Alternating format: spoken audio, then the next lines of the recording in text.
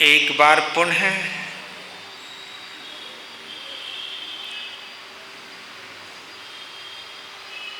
वडगांव शेरी के जितने भी श्रोता हैं उन सभी का,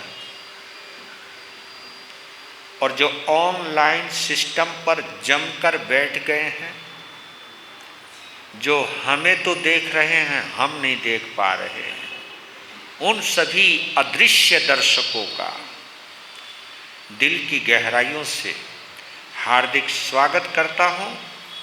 अपनी पुण्यवाणी का और आप सभी के सौभाग्य की सराहना करता हूं कि जिस पुण्यवाणी और सौभाग्य के बलबूते पर हम इस अवसर्पणी काल में धर्म की आदि यानी शुरुआत करने वाले आदि पुरुष आदिनाथ भगवान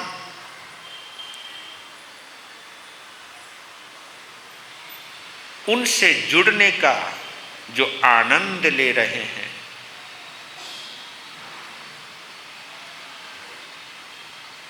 उनसे जुड़कर भक्ति के साथ जो अहोभाव में आ रहे हैं, मन में कहीं भी एक लहर अगर उठ रही है कि पता नहीं किस जन्म में इन पलों को जीने का संयोग बांधा होगा, कि जिन पलों में हम भगवान आदिनाथ से जुड़ रहे हैं,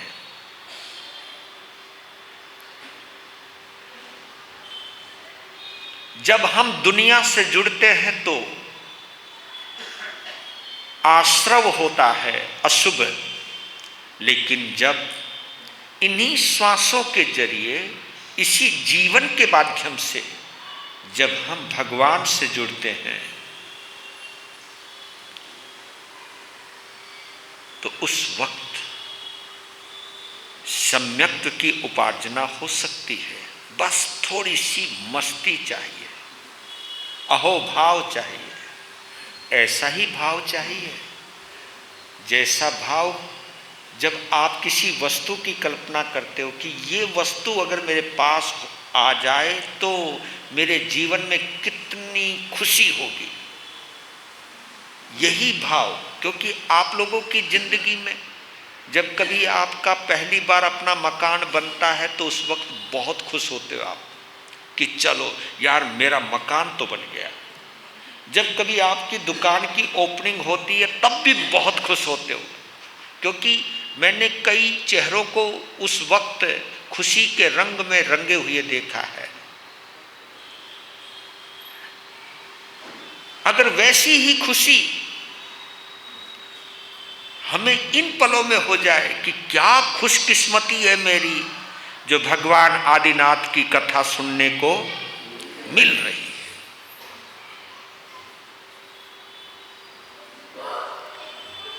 ये भाव बढ़ जाएं, ये भाव बढ़ेंगे तो भाव घटेंगे, भाव घटेंगे। भगवान से भाव जुड़ते हैं तो हम लोग परित संसारी बनते हैं, और जब हम दुनिया से जुड़ते हैं, दुनियावी चीजों से जुड़ते हैं तो हमारा संसार बढ़ता चला जाता है। भगवान से जुड़ते हैं तो भक्ति से जुड़ जाते हैं, संसार से जुड़ते हैं तो आसक्ति से जुड़ जाते हैं। आसक्ति का संबंध सीधा मोहनीय कर्म से है और भक्ति का सीधा संबंध भगवान से है।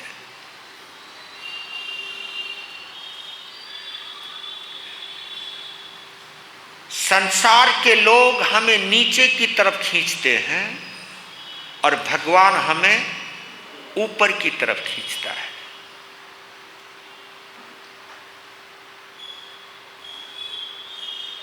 दुनिया हमें नीचे गिराती है, भगवान हमें ऊपर उठाते हैं।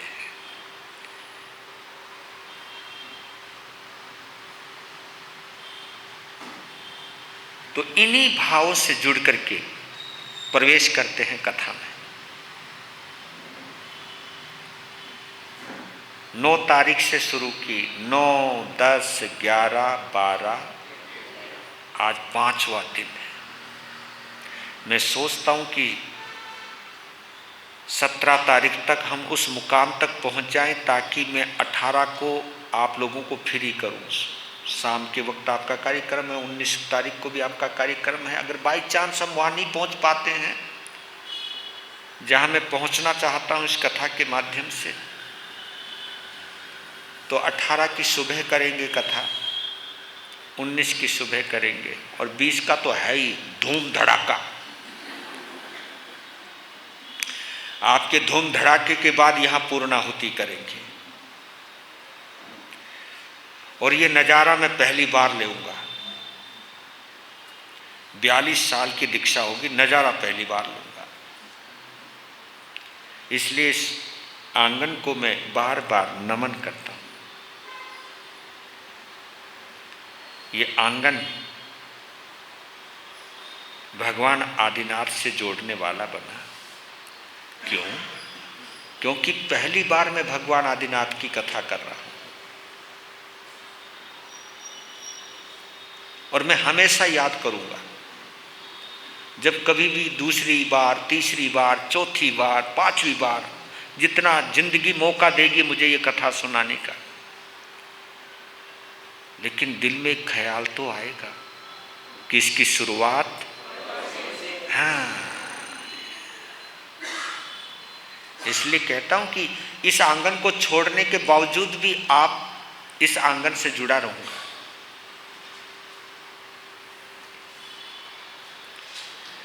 तो एक बार दोहरा लेते हैं। भगवान ऋषभ देव का पहला भाव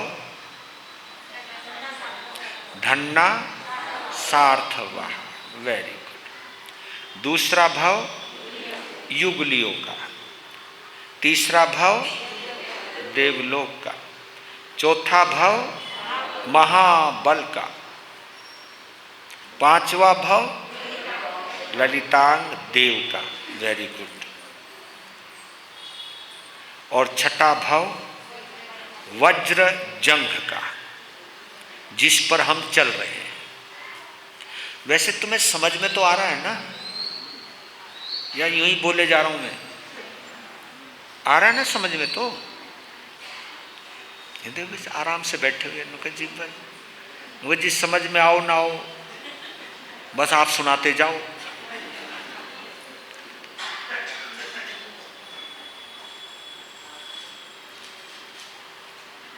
तो कल आप लोग सुन रहे थे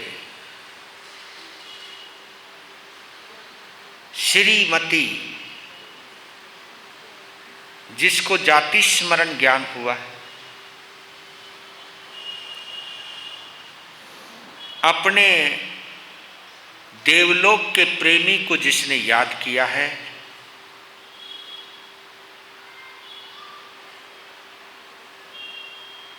उससे मिलने की एक छटपटाहट पैदा हुई है। क्योंकि प्रेम में मिलने की जो तड़फ होती है, वो तड़फ उसको बहुत खूबसूरत बनाती है, उसे एकाग्र बना देती है। इधर उधर जो ध्यान भटकता है उसे वहीं पर जोड़ करके एकाग्र कर देती है। साथ मिल गया उसे पंडिता दासी का, उसकी अंतरंग दासी, जिसने श्रीमती राजकुमारी के दर्द को समझा और मन में भाव जगा कि इनके दर्द को मिटा सकूं, ये जिनसे मिलना चाहती हैं उनसे मैं मिलवा सकूं। ये भाव बड़े गहरे होते हैं। जब भी हमारे भाव उत्तम होते हैं तो हम किसी को खुशियां देने का भाव रखते हैं। ये भाव बड़े महत्वपूर्ण होते हैं। तो जाति स्मरण ज्ञान के आधार पर पूर्व घटनाओं का वर्णन सुना उन्होंने श्रीमती से, और उस वर्णन के अनुसार उस घटना को चित्रों में अंकित किया। और उधर श्रीमती के पिताश्री और माताश्री की वर्षगांठ आई।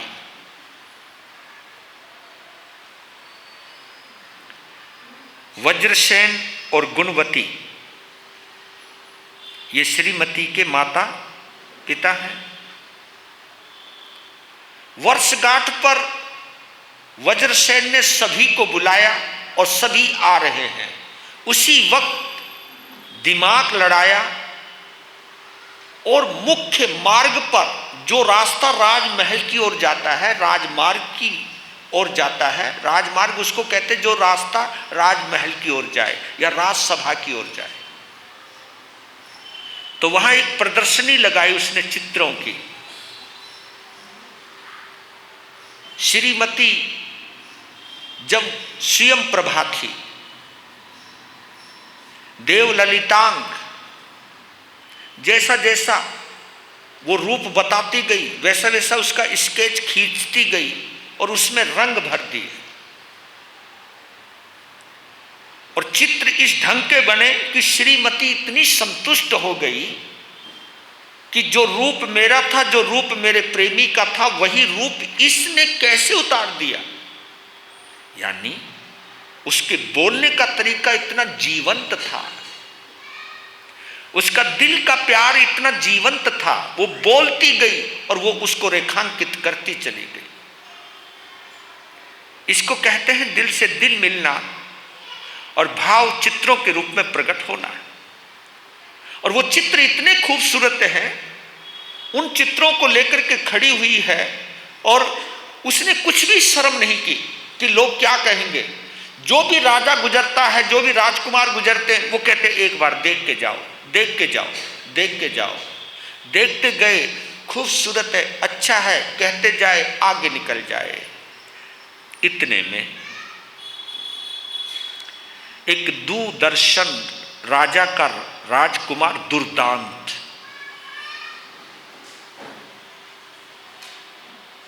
वो बड़े गौर से उन चित्रों को देखने लगा। चित्र में जो स्वयं प्रभा है वो बहुत सुंदर नजर आ रही है। तो दुर्दांत ने एक नाटक किया बेहोशी का। उसके ऊपर जब शीतल पानी के छींटे मारे तो वो उठा, हाय स्वयं प्रभा, वो जो करना था वो करने लगा।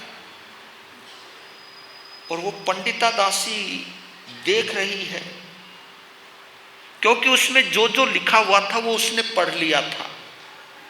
और पढ़ने के बाद वो सब बोलने लगा कि ये मेरे पूर्व जन्म की प्रेमिका है, ये कहाँ है, मैं ही ललितांग देव हूं।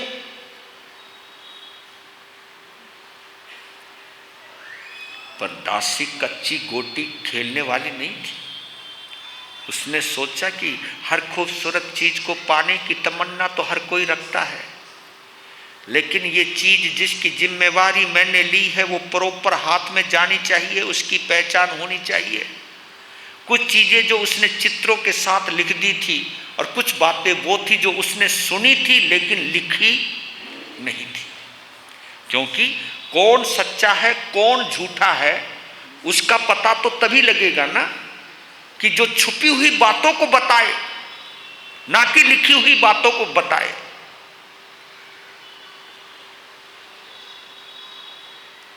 तो उसने कुछ सवाल किए कि तुमने वो बताया है जो लिखा है, अब मैं जो पूछूंगी वो बताओ।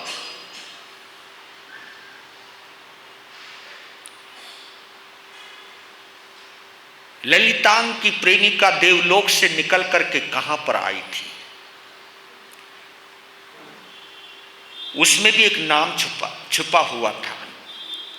तो उसने कहा कि निर्नामिता उसका नाम है कि हाँ, लेकिन किस केवली से वो प्रतिबोधित हुई, किस केवली की शरण में आकर के वो श्राविका बनी। श्राविका बनने के बाद कौन उसके पास आया और उसको देख करके उसने क्या किया। अब ये बात खत्म।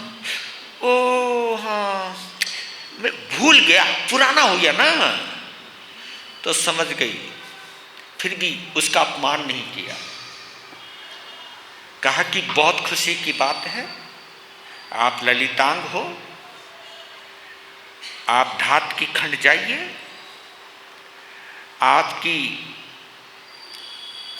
वो निर्नामिता आपका इंतजार कर रही है। लेकिन एक ही तकलीफ है कि उसकी एक टांग टूट गई है, वो लंगड़ी हो गई है, अब तुमको ही उसके पास जाना पड़ेगा। लंगड़ी हो गई।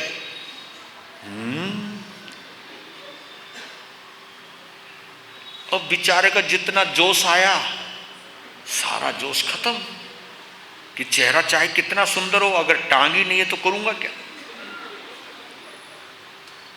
आदमी है ना, बड़ा गजब का है।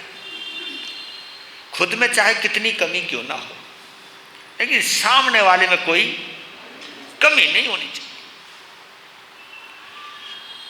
जाओ, इंतजार देख रही है, जाओ। वहां कुछ लोग थे, खूब हंसे उसके ऊपर, बेचारा नीचे मुंह करके चल दिया।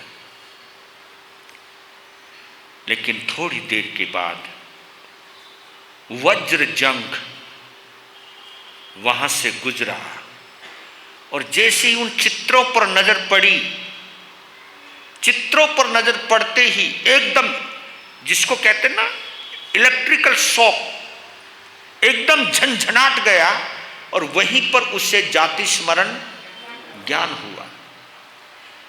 और जाति स्मरण ज्ञान होते ही, क्योंकि उसे नहीं पता कि जिस राजा वज्रसेन को मैं बधाई देने जा रहा हूं, वहीं पर उनकी प्राण प्रिया स्वयं प्रभा देवी श्रीमती के रूप में पैदा हुई है। उसे पता नहीं था वो, लेकिन उस नजारे को देखते वो बेहोश हो गए। साथ में कुछ मंत्रीगण भी हैं, पारिवारिक जन भी हैं, उनको होश में लाया गया। उसकी आंखें छल छला गई,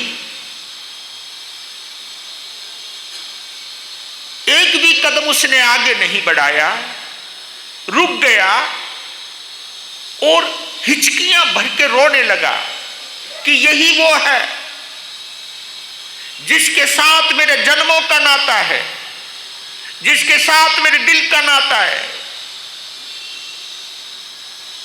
उसने सारी कहानी बताई, कैसे वो मुझे ऊपर मिली, किस तरह वो नीचे गई, किस तरह उसको मैंने अपने देव मित्र के सहयोग से ढूंढा और कैसे मैंने उसका पता लगाया, किस तरह फिर दोबारा ऊपर आई, फिर मेरे देवलोक को छोड़ने से पहले फिर चली गई। और आज मैंने इनको यहां देखा, जो सारी बातें दासी के बिना पूछे सब बातें सामने आ गई। दासी के दिल को तसल्ली मिल गई। आज उसे ऐसे लगा कि जो उसने मेहनत करी थी चित्रकारी के माध्यम से, आज उसकी मेहनत सफल हो गई।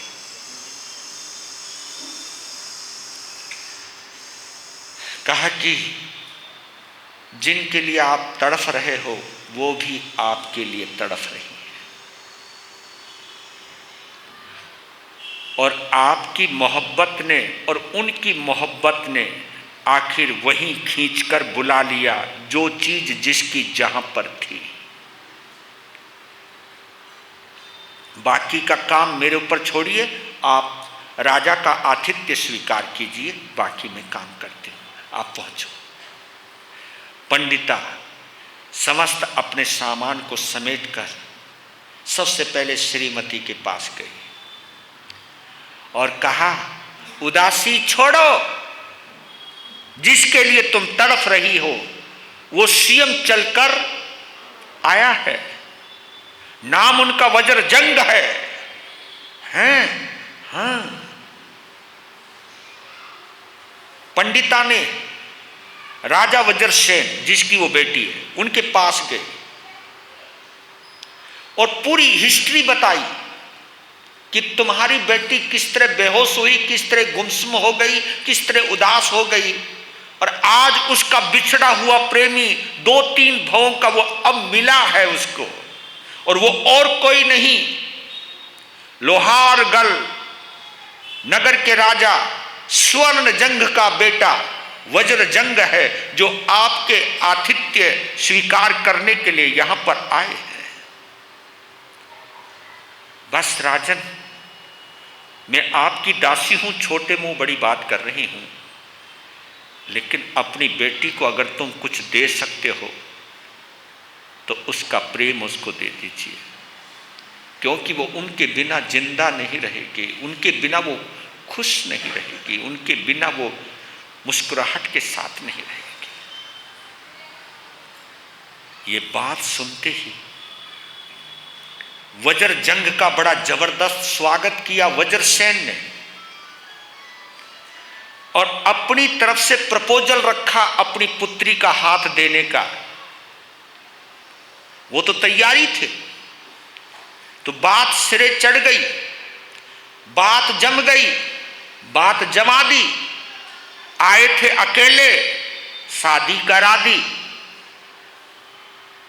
वज्रजंग देखते ही देखते 1 से 2 हो गए, और आप अंदाजा लगा सकते हो कि जब कोई बिछड़ी हुई चीज मिलती है, उस मिलन के अंदर क्या अनुभूति होती है, वो वही जानता है जिसने इस दर्द को सहा हो, और उस दर्द के बाद कोई चीज उसे मिली हो, तो आदमी जितना दर्द सहन करता है उतनी ही ज्यादा उसे खुशी मिलती है उस चीज की प्राप्ति पर। धूमधाम से विवाह हुआ, यानी 2 प्रेमी बिछड़े हुए दोबारा मिल गए।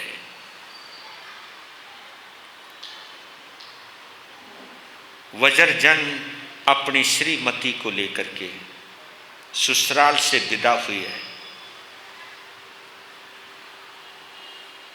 और ठाठ बाट से विदा किया है वज्रसेन ने अपने दामाद वज्रजंग को। जैसी वो घर पहुंचा, अपने नगर पहुंचा, स्वर्णजंग ने जब देखा कि उसका बेटा एक माना हुआ सम्राट उसका दामाद बन के आया है, क्या पुण्यवानी है, क्योंकि उसके पिता छोटे राजा थे और वज्रसेन बड़ा राजा था, तो बड़े राजा का दामाद बना। तो सोचने लगा कि इसका इतना पुण्य, तो अपने बच्चे की इस पुण्यवानी का सबसे ज्यादा खुशी अगर माँ बाप को ही होती है, और किसको होती है कि क्या किस्मत पाई है और क्या तेज है इसका। ऐसे वक्त में, ये बहुत बड़ी बात है, आप महसूस करने की कोशिश कीजिएगा, ऐसे वक्त में पिता ने सोचा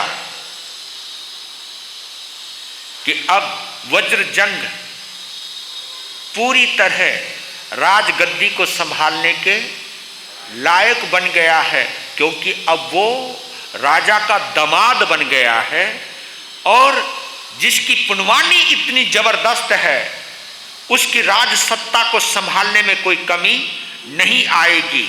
अब तू यहां से खिसक ले।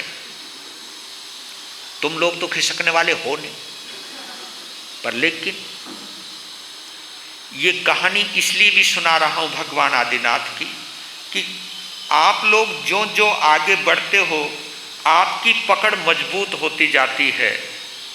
देखिए, शरीर की पकड़ ढीली पड़ती जाती है, बुद्धि की पकड़ ढीली पड़ती जाती है, लेकिन लगाव की पकड़, एक बार बोल दो ना, हाँ बढ़ती है ना, बढ़ती है घटती है, जो जो उम्र बढ़ती है। जबकि जिन शासन ये कहता है सम्यक्त का आनंद लेने वाला जो जो उम्र बढ़े त्यों त्यों संसार से दूर हटे, जो जो उम्र बढ़े परमात्मा के करीब आए, जो जो उम्र बढ़े परमात्मा की शरण में आए, उससे जुड़ने का प्रयास करे, अभ्यास करे। तो स्वर्ण जंघ ने सब राजपाट की जिम्मेवारी वज्र जंग को सौंप दी और खुद दीक्षा लेकर के राज्य का त्याग कर दिया। ये लीला चलती है, ये हमारे जैन शासन की अद्भुत कहानियां हैं। हमारे जिन शासन के तीर्थंकर भगवंतों ने एक ही प्रेरणा दी है कि राजगद्दी पर नहीं मरना, राजपद पर नहीं मरना। ये प्रेरणा दी गई है कि ये भाव छोड़ने, किसी चीज को भोगने के भाव आते हैं तो उसको छोड़ने के भाव भी हमारे अंदर आने चाहिए। होता है जब भी तुम्हें भूख लगती है तो आप भोजन करते हो थाली के अंदर, लेकिन जैसे ही पेट भर जाता है तो थाली को छोड़ देते हो। ऐसे जीवन के अंदर सोचना चाहिए कि वो पल कब आएंगे जब मैं भोगी हुई चीजों को छोड़ने का भाव आएगा। वज्रजंग और श्रीमती का जीवन बड़ा सुंदर तरीके से चल रहा है। उसी के बीच में उनको एक पुत्र रतन की प्राप्ति हुई, उसकी परवरिश भी हुई, वो बड़ा भी हुआ। एक दिन अचानक राज्यसभा में वज्रजंग अपने मंत्रिमंडल के साथ बैठे हैं। उसी वक्त एक दूत आता है और उधर से, हाँ ये मैं कहानी छोड़ गया, उधर से श्रीमती के विवाह के बाद राजा वज्रसेन ने भी राजगद्दी को छोड़कर अपने पुत्र पुष्कर पाल को राजगद्दी पर प्रतिष्ठित करके उन्होंने भी दीक्षा धारण कर ली। बहुत बड़ा सम्राट था, उस सम्राट की गद्दी पर उनका पुत्र पुष्कर पाल बैठ गया। लेकिन अचानक एक सूचना आई कि पुष्कर पाल का दूत आया है आपके दरबार में। और पुष्कर पाल कौन है? कौन है? श्रीमती का हाँ भाई है, वज्रजंग का साले साहब आए हैं, जोरू का भाई। बड़ा प्रभावशाली रिश्ता भैया, और जिस पर दिल फेंका हुआ है उसका भाई होना तो बहुत बड़ी बात है। एकदम जैसे पता चला कि पुष्कर पाल का दूत आया, क्यों, किस लिए, बुलाओ फटाफट, किस लिए आए? तब संदेश दिया कि मुझको स्पेशल पुष्कर पाल ने अपने जीजा श्री के पास भेजा है, क्योंकि जो प्रभाव राजा वज्रसेन का था उनकी पुनवानी थी। सीमांत प्रदेश के बड़े बड़े सामंत राजा वज्रसेन की आज्ञा में रहते थे, लेकिन सीमांत प्रदेश के कई सामंत अब पुष्कर पाल को राजा मानने से इनकार करते हैं, रोज उनकी अवहेलना करते हैं, रोज उनकी आज्ञा की टालना करते हैं, जिसकी वजह से उनका अपमान हो रहा है। और उन्होंने अपनी सहायता के लिए अपने पराक्रमी जीजा श्री वज्रजंग को याद किया है।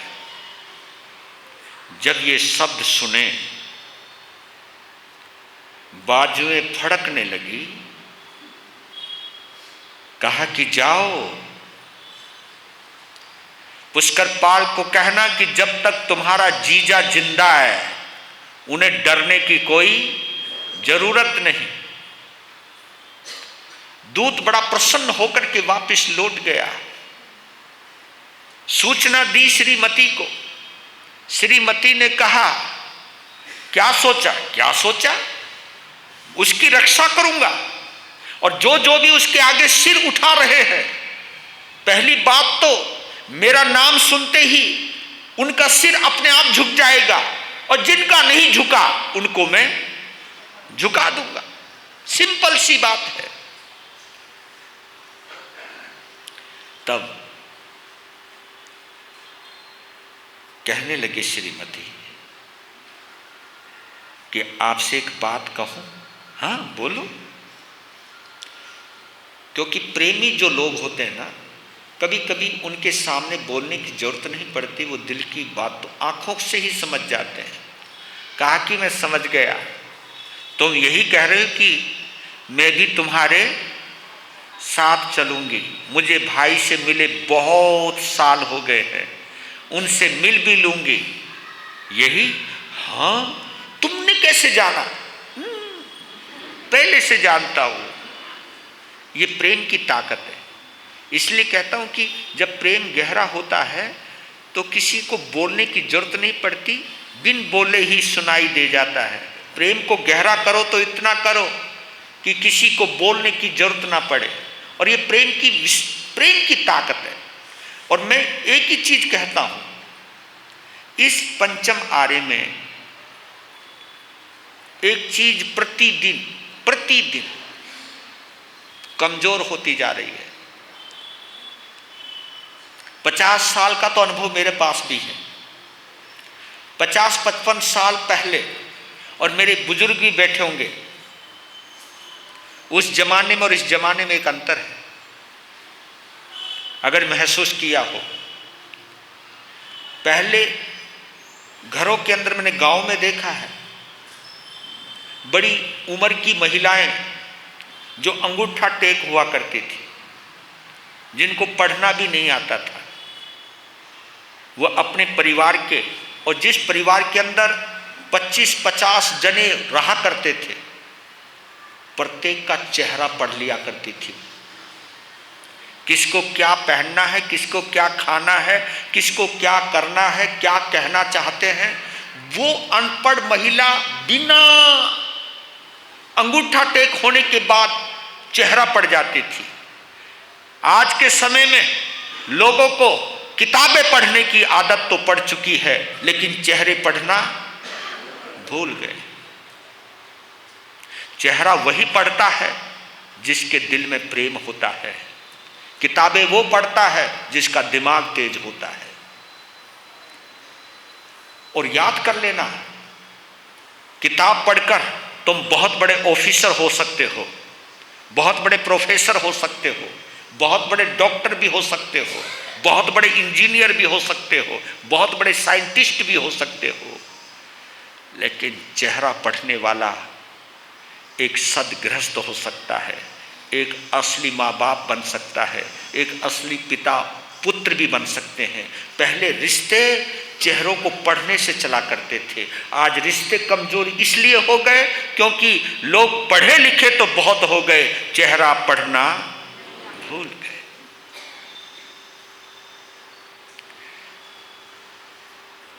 पहले लोग अनपढ़ थे लेकिन चेहरा पढ़ना जानते थे, लेकिन अब किताबें पढ़ना जानते, चेहरा पढ़ना भूल गए।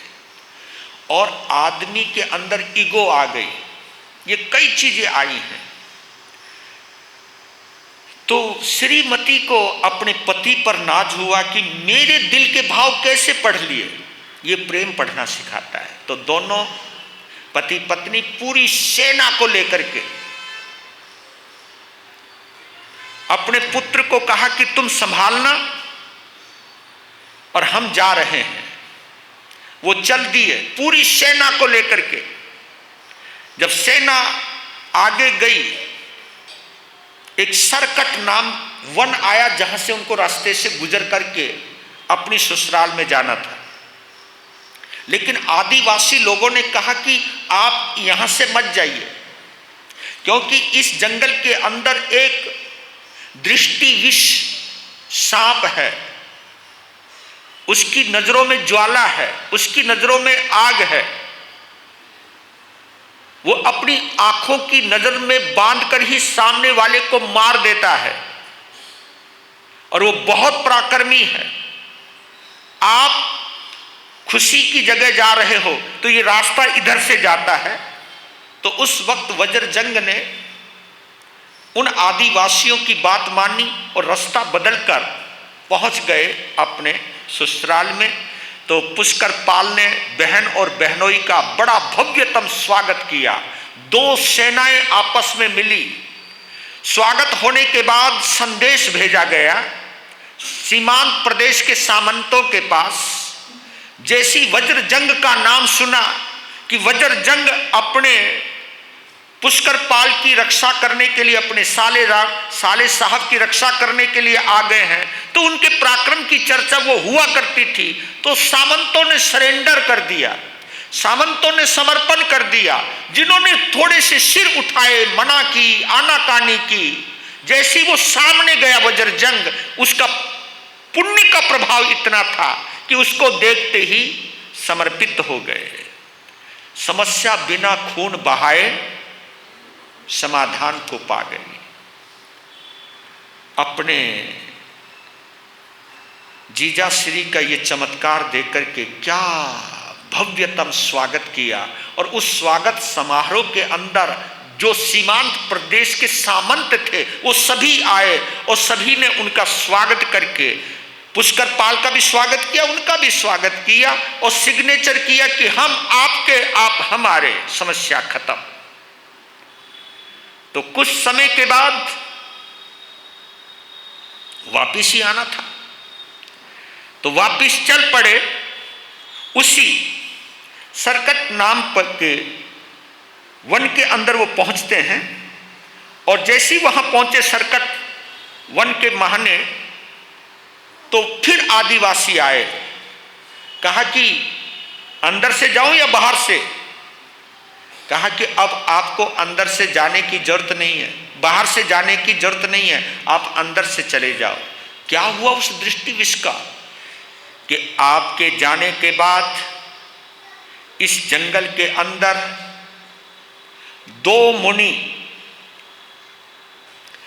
सागर सेन और मुनि सेन नाम के दो अनगार, पता नहीं उनको कहां से पता चला कि दृष्टि विष सांप का आतंक है। उन्होंने अपनी साधना को परखने के लिए और अपने अंतर के मैत्री भाव को जांचने के लिए स्पेशल इसी वन के अंदर साधना की, सरकट वन के अंदर। और उनको देखकर वो सांप एकदम बिलबिला गया, तिलमिला गया। लेकिन जैसे ही उनके ऊपर अग्नि बरसात करने लगा तो उसका जहर उतर गया, उसका क्रोध एकदम शांत हो गया। बहुत देर तक उन दोनों मुनिराजों को वो देखता रहा और उन मुनियों का इतना प्रभाव था कि उस सर्प का सारा जहर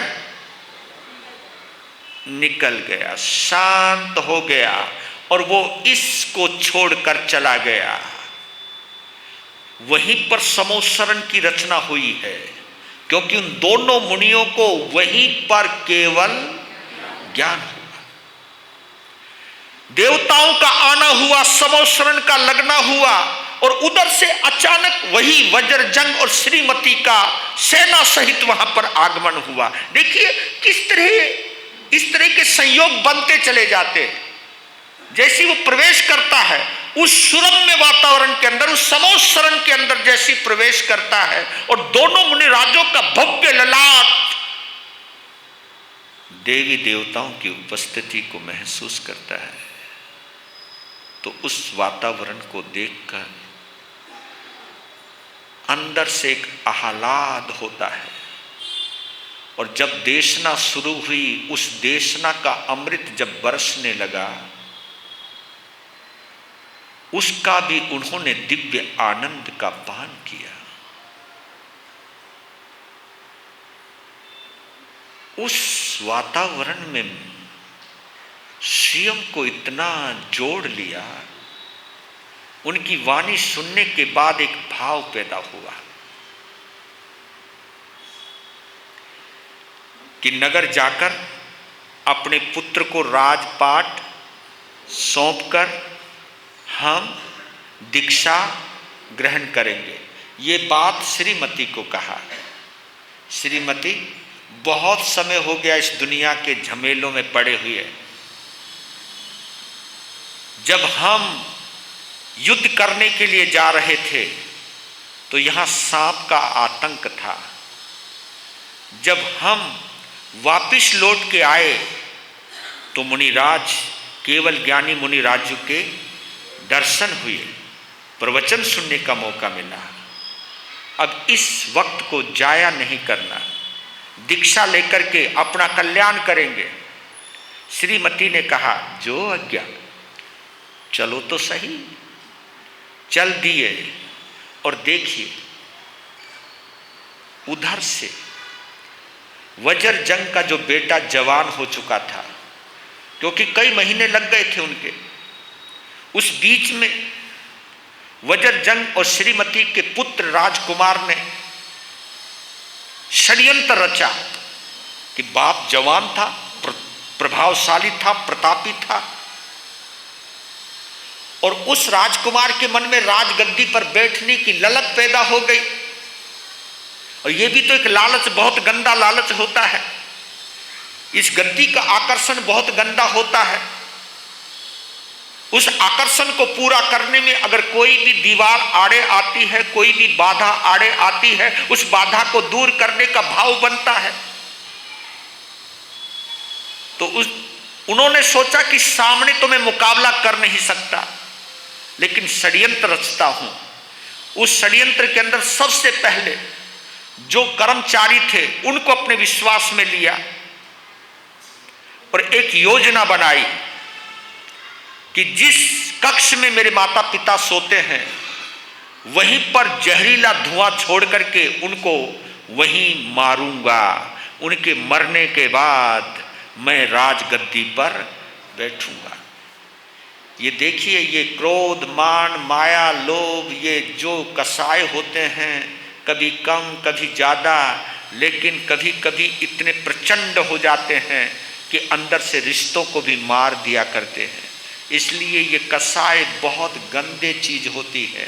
तो इसलिए कभी कभी कहता हूँ, जब कभी भी तुम्हारे अंदर या हमारे अंदर ये भाव पैदा हो जाए कि हम जिनेंद्र देव के भक्त हैं, तो जिनेंद्र देव के भक्त हैं, आराधक हैं, श्रावक हैं, श्राविकाएं हैं, साधु हैं, साध्वी हैं, ये भाव अगर हमारे अंदर पैदा होते हैं तो सबसे पहले भाव वहां आने चाहिए कि जिनेंद्र देव के परम आनंद की उपलब्धि में अगर कोई सबसे बड़ी बाधा बनता है तो वो हमारी कसाई की प्रवृत्ति बनती है।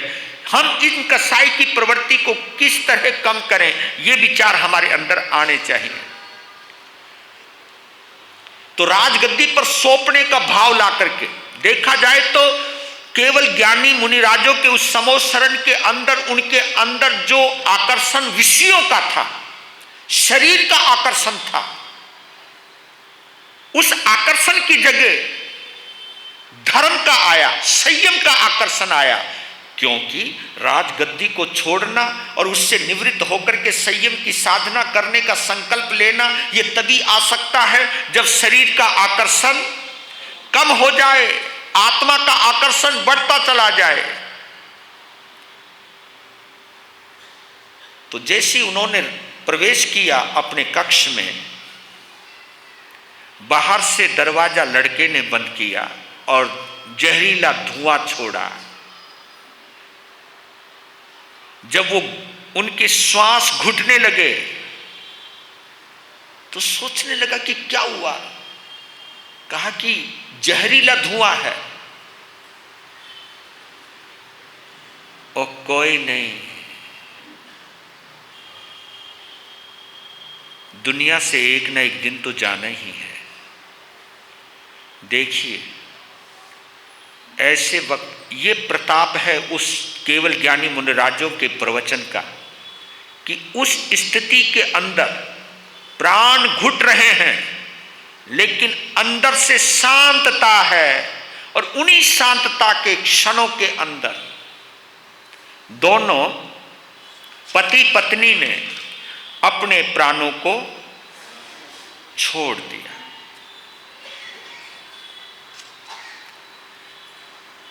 अंतिम समय में भाव नहीं बिगड़े, परिणाम स्वरूप शुभ भावनाओं के साथ जब देह का त्याग हुआ तो उन जोड़ों ने उत्तर कुरुक्षेत्र के अंदर उत्कृष्ट भोग भूमि के अंदर युगलिया के रूप में फिर जन्म लिया।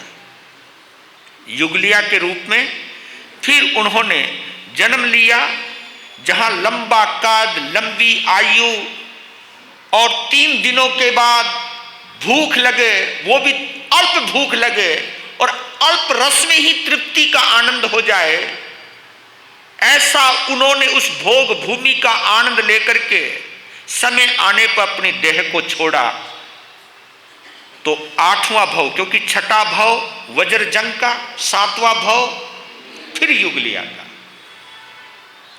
और 8वां भव सौधर्म देवलोक में वैमानिक देव बना और श्रीमती